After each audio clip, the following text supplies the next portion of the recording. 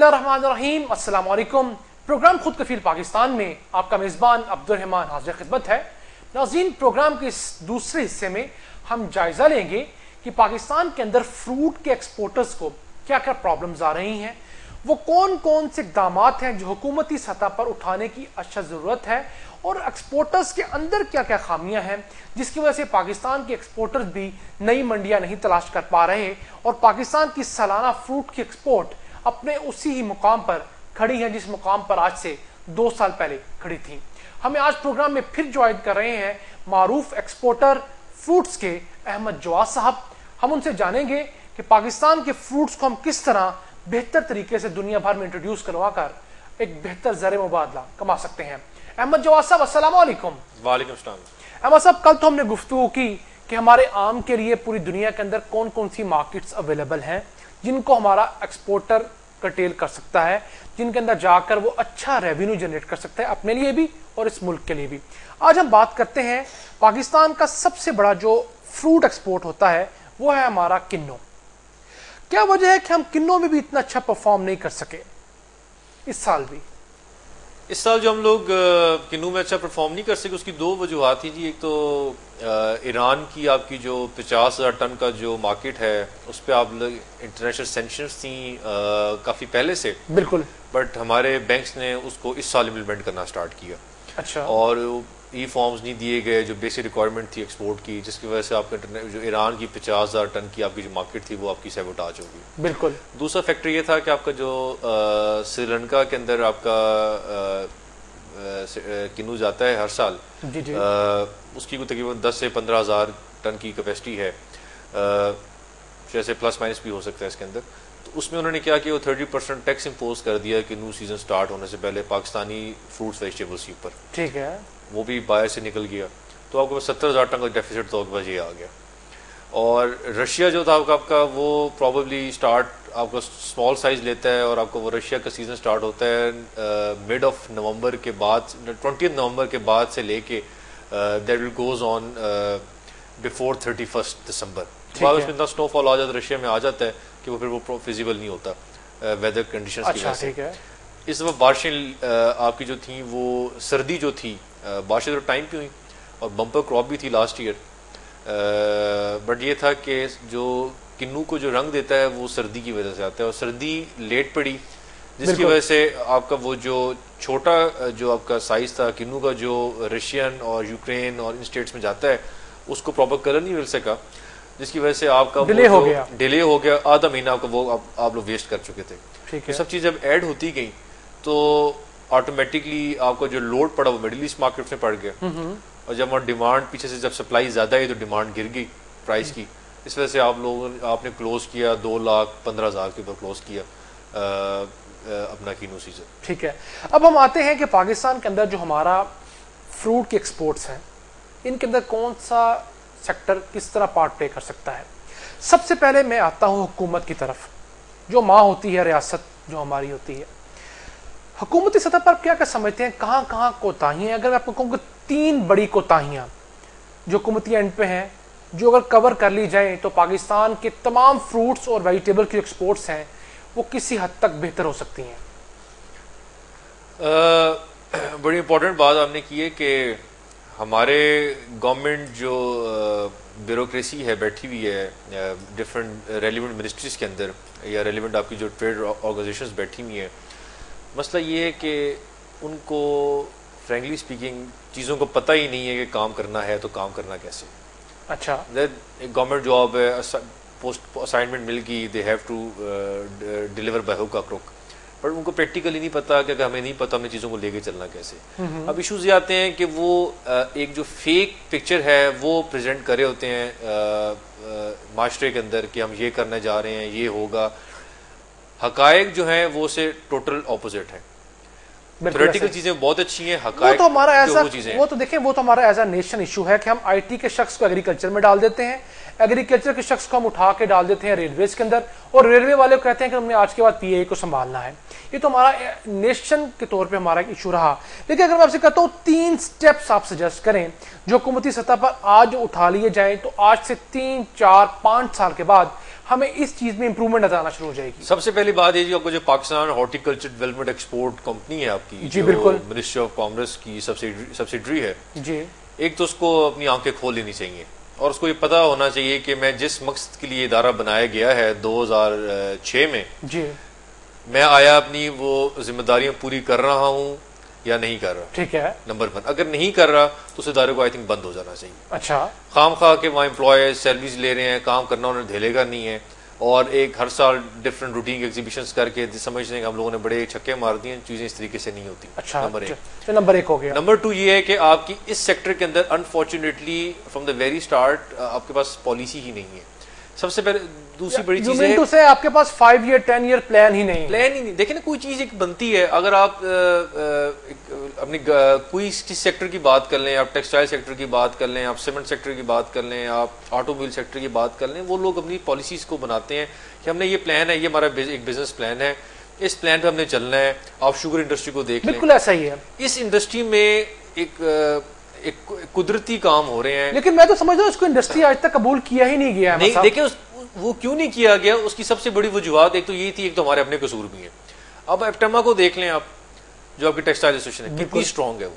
बिल्कुल, उनके डिनर के अंदर प्राइम मिनिस्टर और प्रेसिडेंट ऑफ पाकिस्तान आते हैं। आप शुगर मिल एसोसिएशन को देख लें, वो कितनी उनकी मोनोपोली है। हमारी जो फूड वेजिटेबल के एसोसिएशन जो कराची के हद तक खाली महदूद बैठी हुई है, हाँ जी, जो ना बलूचिस्तान जाती है, ना पख्तूनख्वा में जाती है, ना पंजाब वालों से कॉन्टेक्ट करती है, ना वो क्या नाम है, सिर्फ वो सिंध के भी सिर्फ कराची के हद तक वहाँ बैठे हुए हैं, और वो मेजोरिटी वो मेंबर्स उनके हैं जिनकी कराची के अंदर होलसेल मार्केट से अपनी शॉप्स हैं। अच्छा, उन लोगों हॉर्टिकल्चर जिसको हम कहते हैं, जी वो कर लें, जिसको आप पंजाबी में ये बोलते हैं। बिल्कुल, तो वो उनकी मेंबर्स बैठे हुए हैं, वो वहां से सारी उनकी जो उनका हब है वो कराची है, कराची से बैठ के वो प्रेस रिलीजेस भी जारी करते हैं, कराची से बैठ के वो मीटिंग्स भी करते हैं। उनको चीजों फैक्टर पोजीशन का नहीं पता होता कि अब मुल्तान या पंजाब में ये मसले आ रहे हैं, बलूचिस्तान में ये मसले आ रहे हैं, जिस मकसद की हमारी एसोसिएशन बनाई गई थी, हम आए वो मकसद पूरा कर रहे हैं या नहीं कर रहे। अब या हमारे बाकी शहरों में हमारे ऑफिस होने चाहिए, हम इस एसोसिएशन को कितने लार्ज स्केल पे, लेकिन जब तक आप किसी एसोसिएशन को लार्ज स्केल पे नहीं लेके जाएंगे, आप रिजल्ट्स नहीं लेके ला सकते। बिल्कुल, नंबर 1 बात। ठीक है। दूसरी बात ये कि आपका जो आपकी जो गवर्नमेंट, जो आपका मिनिस्ट्री ऑफ कॉमर्स है, जिसकी ये रिस्पॉन्सिबिलिटी है आपके इन सेक्टर्स को देखना, क्योंकि वो तिजारत से बिलोंग करते हैं, उसमें सबसे बड़ी बात यह है कि वो लोग हॉर्टिकल्चर बोर्ड को बाय ऑर्डर्स ये इंस्ट्रक्शंस जारी करें कि आप अपना 4 साल या 5 साल प्लान लेके अपना PC1 बना के हमारे पास लेके सबमिट करवाएं, ठीक है, और इसको अप्रूव हम करने के बाद हम कंप्लायंस चेक करेंगे एवरी क्वार्टर या एवरी 6 मंथ्स कि हाँ भाई आपका जो प्लान आया था आपने उसमें कितनी कंप्लायंस की है, कितनी नहीं की। ठीक है, नंबर 1। अगर आप जो लोगों से परफॉर्मेंस नहीं दे रहे, उन लोगों को साइड पे के नए बंदे अपॉइंट किए जाए, प्रोफेशनल्स आए जाएं। अगर प्रोफेशनल्स नहीं मिलते, वही लोग लाने हैं, तो उनको फिर साथ ऐसी कमेटीज बना दी जाएं जो उनको गाइड कर सके, बता सके भाई ये चीजें आप लोगों ने इन चीजों से, इस तरीके से चीजों से आपने फायदे उठाने हैं, चलना है, ऐसे आपने अपने एक्सपोर्ट को इंक्रीज करना है, ऐसे अपने वॉल्यूम्स इश्यूज को आपने ओवरकम करना है, वो चीजें है ही नहीं। अब आप चीज को करें ही ना, हर साल आप एक जो आपका ब्यूरो ऑफ स्टैटिस्टिक्स है वो एक फिगर जारी कर देगा जी कि आपने ये अचीव कर लिया है, इतने आपको लॉस हो गया, इतने फ्लड की नजर हो गया, वो हो गया। दुनिया में चीजें ऐसे नहीं होती। इस साल आप देख लें कि आपका जो मैंगो है, आपका सीजन, आपका ऑन गोइंग सीजन चल रहा है, जो अभी 10-12 दिनों में खत्म हो जाना है। मैं हैरान हो गया देख के कि आपकी हाई वैल्यू मार्केट्स होती हैं यूके की, कनाडा की, आप लोग जो एक्सपोर्टर्स हैं वो होलसेल मार्केट से मैंगो प्रोक्योर कर रहे हैं, उसको पैक करें। कभी दुनिया में ऐसी एक्सपोर्ट भी कभी हुई है कि आप लोग होलसेल मार्केट से मैंगो उठाएं, लेकिन पाकिस्तान उसको आप वो अपने वो झटके तरीके से पूरी लगा के उसको कलर दें, उसके बाद इसको एक्सपोर्ट कर दें, और आप गोरों के आज शायद वो आपकी आम को लेने, शायद कल ना लें। और इस दफा ऐसे हुआ है कि हीथ्रो एयरपोर्ट पे जो कस्टम्स थी उनके हमारी काफी कंसाइनमेंट्स रोकी हैं और काफी लोगों को लॉसेस बियर करने पड़े हैं ड्यू टू क्वालिटीज की वजह से। ठीक है, हम लोग खुद भी अपने पाँव में कुल्हाड़ियां मारते हैं। खाली गवर्नमेंट को हम कहें कि गवर्नमेंट ही हर मामले में उसको हम इल्जाम ठहराते रहे, वो भी गलत होगा। हम लोग खुद भी नहीं पता कि इस फील्ड को हमने लेके चलना कैसे है। बिल्कुल ऐसा ही है। जब तक इस फील्ड में जब तक रिसर्च ओरिएंटेड लोग नहीं आएंगे, एजुकेटेड लोग नहीं आएंगे, जैसे दुनिया में देखें ना, आप ऑस्ट्रेलिया में देख लें, यूनाइटेड स्टेट्स में देख लें, बाकी मुल्क, उन्होंने इस इंडस्ट्री को अपनी एसोसिएशन बनाई हुई है डिस्ट्रिक्ट लेवल पे। बिल्कुल, फार्मर्स एसोसिएशन बनी हुई है, एक्सपोर्टर एसोसिएशन बनी हुई है, आपस में एसोसिएशन है। उसके बाद उन्होंने ट्रेड बॉडीज बनाई हुई है, अपने ट्रेड शोज करते हैं, अपने जॉइंट वेंचर्स करते हैं, एग्रीमेंट्स करते हैं, जैसे किसी भी मल्टीनेशनल फर्म्स के अंदर होते हैं।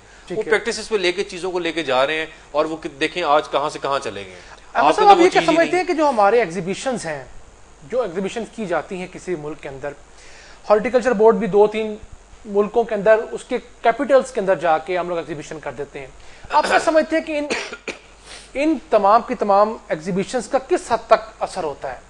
देखिए, एग्जीबिशन करना बहुत अच्छी चीज़ है, इसको पॉजिटिव हमें देखना चाहिए क्योंकि उससे पीपल टू पीपल कांटेक्ट है, आपके प्रोडक्ट को पहचान मिलती है, लोग आपको मिलते हैं, आपके प्रोडक्ट को देखते हैं, खाते हैं और फिर उनको एक पता लगता है कि हमें प्रोडक्ट लेना है या नहीं लेना। एक चीज़ है, इट्स अ गुड थिंग।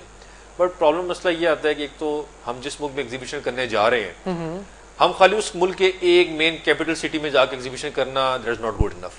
अच्छा, हम उसके जो मेट्रोपोलिटन सिटीज हैं, जो बड़े शहर हैं, एटलीस्ट एक मुल्क में हम एग्जीबिशन करने जाते हैं, उस मुल्क के हम 4-5 शहरों में जाके हम अगर लेट्स को 4 दिन का सेशन है या 5 दिन का हम लोग यहाँ से डेलीगेशन लेके जाते हैं, एग्जीबिशन जाती है, तो उसमें एक दिन आज एक शहर में रखें, दूसरे दिन दूसरे शहर में रखें, एक दिन के बीच में गैप लें, ताकि ओवरऑल मैसेज को पता लग सके कि फलाने मुल्क का एक माल आया, एक प्रोडक्ट आया है, उसकी क्वालिटीज़ हैं, ये उसका टेस्ट है, और ये हम वहाँ के साथ होंगे प्राइवेट सेक्टर के लोग भी हैं, साथ होंगे गवर्नमेंट के लोग भी हैं, और हमने इनके साथ ये मुआहदे करने हैं, ये उनकी चीज़ों को लेके चलना है, और हमें प्लस हम उधर जाएं तो हमारे प्रोडक्ट नॉलेज और प्रोडक्ट पे हमारी कमांड बहुत एक्यूरेट और एक्सीलेंट कंडीशन, और उसके साथ साथ उस मुल्क के कल्चर के बारे में आप जानते हैं और उस मुल्क के रहने वालों के टेस्ट से मुतालिक आपको पता हो, प्लस आपके पास फैक्चुअल फैक्ट्स एंड फिगर्स हो कि इस वक्त आपके इस मुल्क के अंदर ये प्रोडक्ट जो हमारा प्रोडक्ट है ये फलाने मुल्क से भी आ रहा है, दूसरे मुल्क से भी आ रहा है, हमारा इस तरह बेहतर है, हमारा आपको इसमें ये हमने चीजें फाइंड आउट की हैं, हम आपको इसके अंदर ये कंपनसेशन दे सकते हैं इन टेस्ट। जब वो चीजें मिलेंगी तो बायर के लिए $1-2 ऊपर नीचे खरीदना उसके लिए कोई मैटर नहीं करता, ठीक है, बट सब्जेक्ट कि आप उसको प्रॉपर कमिटमेंट दें, एक क्वालिटी दें। दूसरा सबसे बड़ा प्रॉब्लम ये आता है कि हम लोग जो अपने प्रोडक्ट को लेके जाते हैं, हम लोग क्वालिटी थ्रू आउट मेंटेन नहीं कर पाते। बिल्कुल, ये बहुत बड़ा हमारा पाकिस्तान के हर प्रोडक्ट के अंदर इशू है। प्रॉब्लम ये होता है कि अगर हम लोग, इंडिया हमसे क्यों सक्सेसफुल है पाकिस्तान प्रोडक्ट से, India through out the season एक क्वालिटी लेके आता है। हम लोग क्या करते हैं, अगर हम लेट्स सपोज हम मैंगो की बात ही कर लें, अगर हमारे एक लॉट में लेट्स सपोज 1000 बॉक्सेस जा रहे हैं, उसमें वेरी ब्राइट चांसेस ऐसे होते हैं कि चांसेस हैं कि हम 100, 200, 300 बॉक्स ऐसे होंगे जो जिनमें इश्यूज होंगे, जो जिसमें दाग पड़े होंगे या जिसके अंदर क्या नाम है क्वालिटी प्रॉब्लम होगा। अब हम जब वो 200-300 रेट कम करने की कोशिश, अब जब वो 200-300 बॉक्सेस जब वो किसी कस्टमर को मिल जाएंगे तो कस्टमर सीधा उठेगा, बायर के पास जाके कंप्लेंट भी करेगा, नेक्स्ट टाइम से माल भी नहीं लेगा, और बायर फिर नेक्स्ट टाइम आपसे माल नहीं लेगा। बिल्कुल ऐसा ही है। इंडिया इस चीज को इंश्योर करता है, जब तक आप अपने अंदर क्वालिटी ईमानदारी नहीं लेके आएंगे ऐसा इंडिविजुअल्स के तौर पे, और आपसे मैं समझता हूँ कि जो आपकी जो गवर्नमेंट है वो, मैं इसको यहाँ तक कहूँगा कि आप लोगों से एक बॉन्ड साइन कराया जाए कि जिस बंदे की कमिटमेंट पे क्वालिटी हमें खराब मिलेगी, हम उसको ब्लैकलिस्ट कर देंगे, और हमें उसकी इन्फो आ गई विद फैक्ट्स, हम उसको ब्लैकलिस्ट कर देंगे। बिल्कुल ठीक है, तब जाके आपकी ये चीजें जाके सॉल्व होंगी और किसी जगह पे आप खड़े हो सकेंगे जाके। मैं आपसे ये जानना चाहता हूँ कि आप जो कि एक्सपोर्टर हैं, मैं आपसे जानना चाहता हूं कि हमारे जो कमर्शियल अताची डॉलर्स में सैलरीज ले रहे हैं और दूसरे तमाम लुक्रेटिव किस्म के उनके एक्सपेंसेस हुकूमत बर्दाश्त कर रही है, ये आखिर किस मर्ज की दवा है?